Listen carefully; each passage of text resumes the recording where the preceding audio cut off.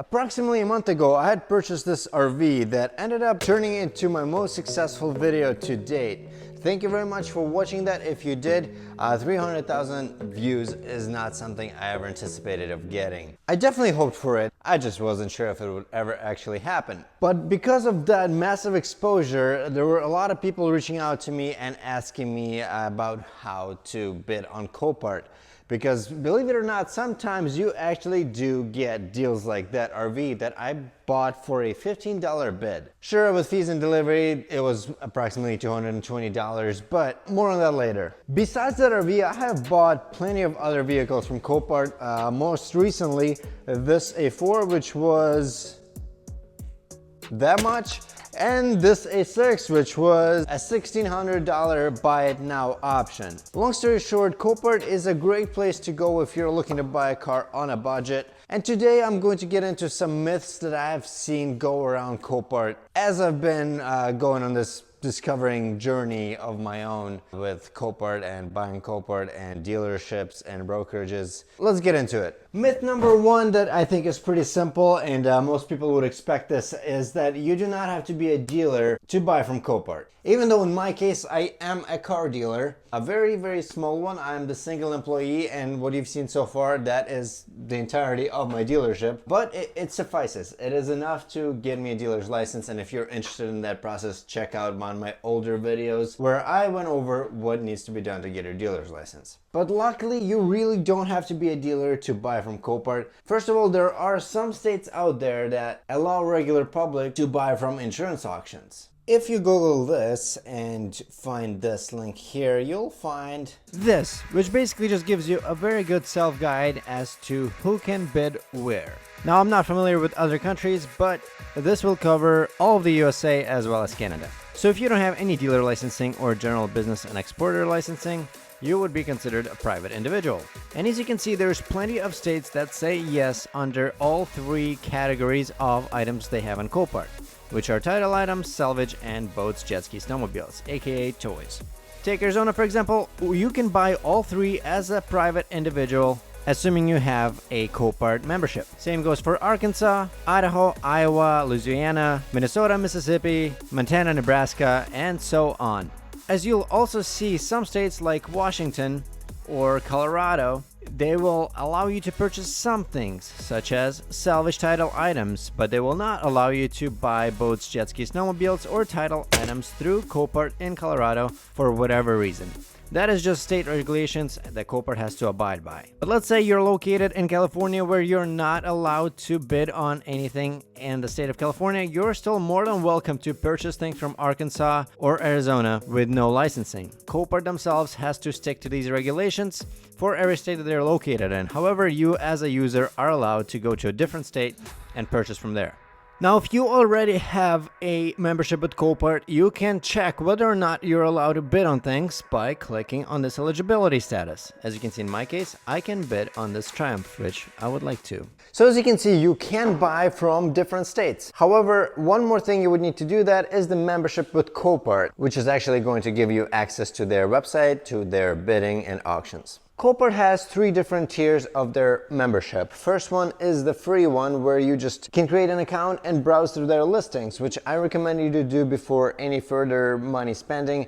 You should go on Copart, create the free account, look at what they have, look at how much things are selling for, different locations, how they take their pictures, information they give you, just so you're aware of what to expect on the website. The second tier is your basic membership, which costs $100 a year and does give you the option of bidding. However, there is some limitations that come with the basic membership. First of all, you have to put in deposits into your account in order to have any decent buying power. And your buying power is limited to 10 times of the deposits you've put in. So basically you can treat it as a separate checking account in which you deposit your money, and based on the amount of money you have in that checking account, your buying power will be determined. So let's say you have $400 that you gave to Copart into your buying power. You will be able to bid up to 10 times that $400, so $4,000. If you have $1,000 in your Copart account, you will be able to bid up to $10,000. On top of that, with a basic membership, you can only bid on like one auction at a time or something like that. I can't really remember because I have the more expensive $250 a year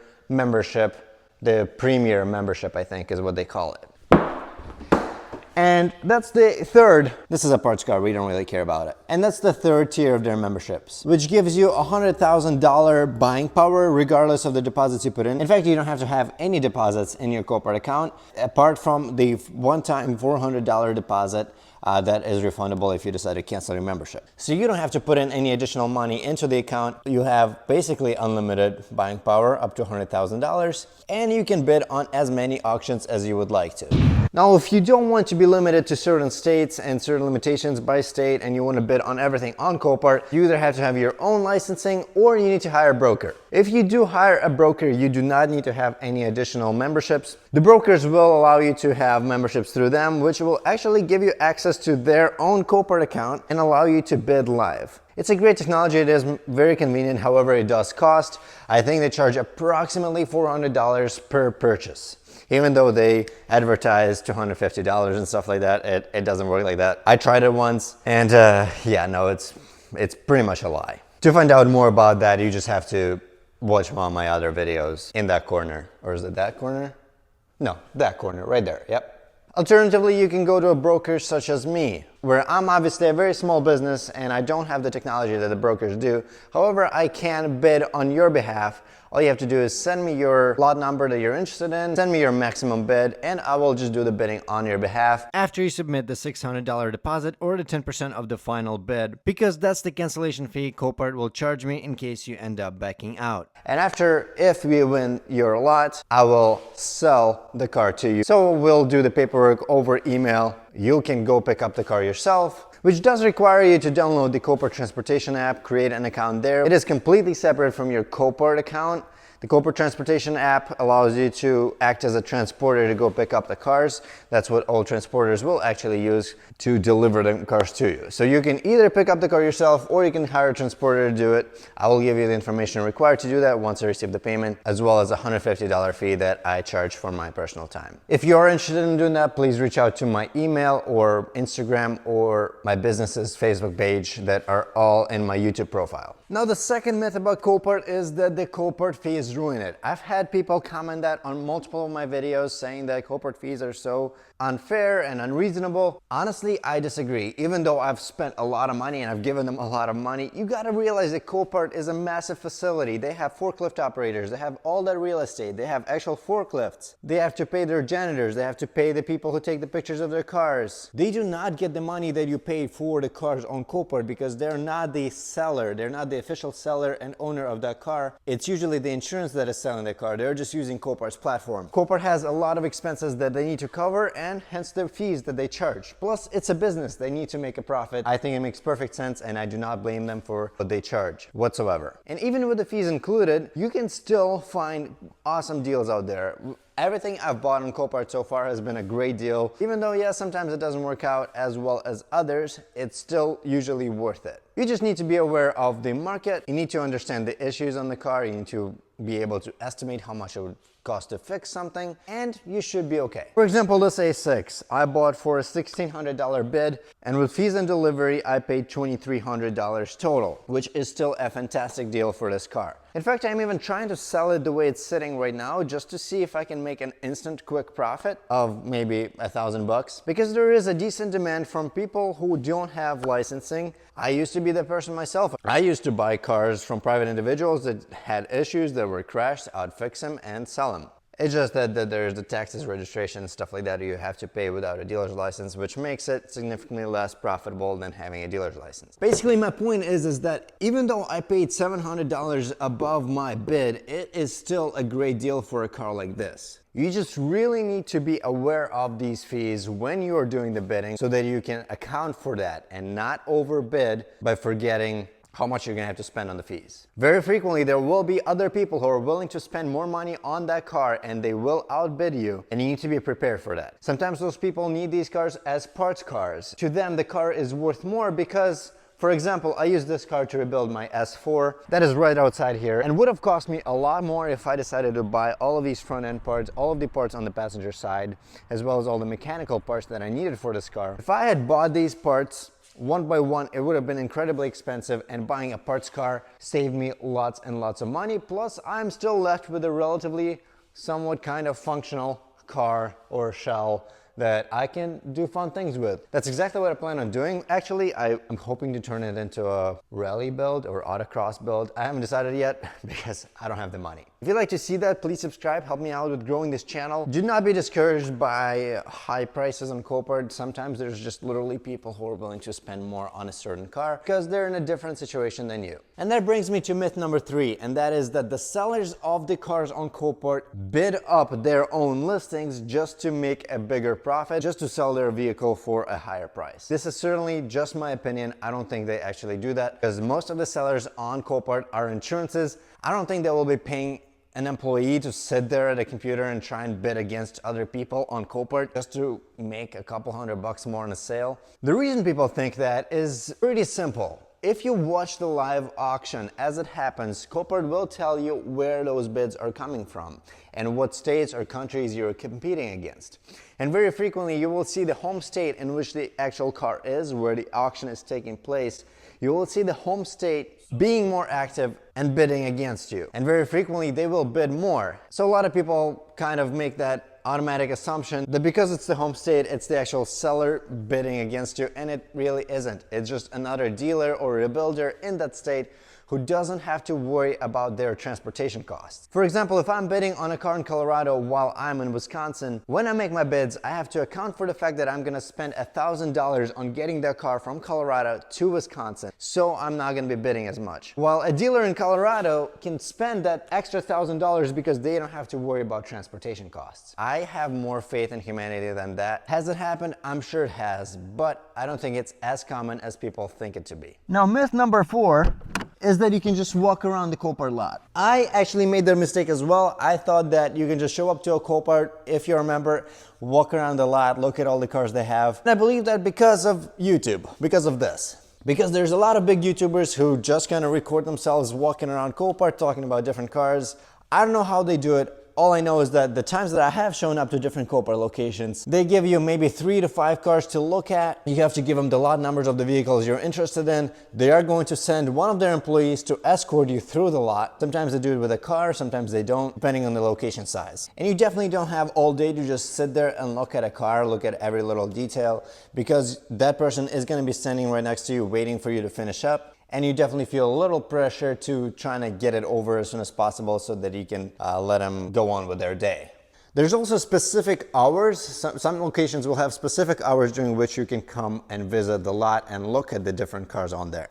That depends on the specific location, so you definitely want to give them a call and see what their visitation hours are. On top of that, you really want to ask them whether or not the person who escorts you through the lot is going to have a jump starter with them. Different locations do it differently. Sometimes they will have the jump starter with them, sometimes they will not. Most times I just recommend bringing your own jump starter because you do not want to rely on Copart employees having that. And if it is not a normal thing for them to do, they will probably not like you a lot if they have to run back and grab a jump starter just to help you check a car. And you definitely do need a jump starter because believe me, almost every car on the Copart slot is going to have a dead battery. And lastly, myth number 5 is that everyone on Copart is trying to scam you. I've seen this so many times. I've seen so many people say that Copart is a scam, Copart lies to you, Copart hides issues. Listen, I am not in any way sponsored by Copart. I wish I could have been, but this channel is not big enough for that. At the making of this video, I barely have more than 3,000 subscribers. Is it possible that some Copart locations will erase a check engine light? Maybe, but I've also seen a lot of listings where check engine lights are on when they take pictures of the cluster of the car and list them on the auction. I don't think Copart themselves tries hiding issues because they make plenty of money as is, and I don't think they have a need for that. Plus, don't forget, they're not the ones benefiting from the sale of the car. Obviously, they do get a fee. However, to them, their income doesn't change as much depending on the bid amount. However, what you really need to look out for is people who will buy severely crashed cars on Copart and then they will repost them on Copart after doing some very minor repairs like changing the bumper, hood, fender with really cheap parts and make the car look significantly better than it actually is underneath those panels. So hidden frame issues or mechanical damages, it will look like the car just has a slightly odd paint, maybe a few dents, and nothing too significant, which will bring up the price and people will bid significantly more on this car than it was selling for originally. And you can't blame Copart for it because they're not going to dig through all the parts that are on the car. They're just taking pictures of what's readily available. It's not their job to actually investigate how deep the damages go. In fact, I would say very frequently Copart employees don't even try to make sure that the car can start. Like this A6, it was listed as a non-run and drive vehicle, even though all I had to do was just jump it and it started right away. For example, with these Audis right here, anything past like 2010, I think they started putting the batteries in the trunk, which obviously you can't open if you don't have any power in the car because the trunk is electrically activated. You have to push a button to open it. So what Copart employees would do is try and open the hood, which is luckily usually mechanically activated. And once they do that, they just hook up to the power points under the hood with their jump starter. And even though that can potentially sometimes work on cars like this that are technologically advanced and have a lot of electrical systems, I've noticed that it pays to just connect the jump starter straight to the battery and they will be more likely to start the car that way. What you need to do is connect the jump starter under the hood, use that power to open the trunk, and then use that to get to the battery. And Copart employees are not going to spend the time to do that. So they don't try opening the trunk. They do not try to hook up to the battery. All they do is connect the jump starter under the hood, see if the car starts. If it doesn't, they will just mark it as a non-start run drive car. So if you think about it, in fact, they undersell their car by doing so, which helps out people like me who end up buying cars like this for $1,600. If you are interested in finding out what happens with this A6, please make sure to subscribe. Please like this video to help me out. And hopefully I will see you in very near future when I have some updates with this car. I honestly have no idea what I'm going to do with it yet. We'll figure it out. Thank you very much for watching. I hope you have a great day.